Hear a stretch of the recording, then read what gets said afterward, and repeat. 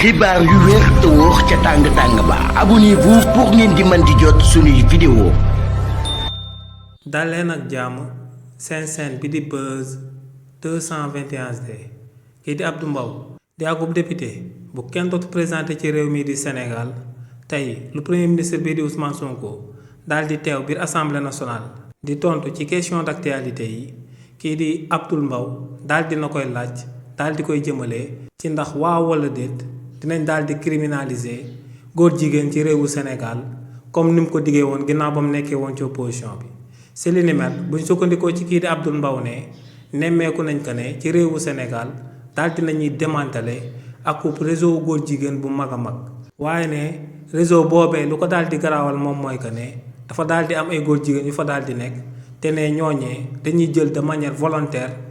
feebar bi nga xam ne moom lañ daal di amee te muy feebaru sida di ko daal di wàllaate.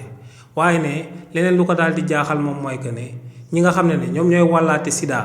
jëmale ko ci ñooñee ñu daal di jàpp te ñuy góor jigéen rek lañ daal di teg loxo daal di leen di bàyyi ci kaso bi. waaye ne ñi nga xam ne dañ leen a daal di jàpp di leen toppee acte contre nature maanaam góor jigéen ci kese ci wàllu boppam ne ñooñee dañ leen a mujjee libéré ñu dem daal di ñibbi. nee nag ci conseil des ministres bi ñu daal di génn gouvernement bu Sénégal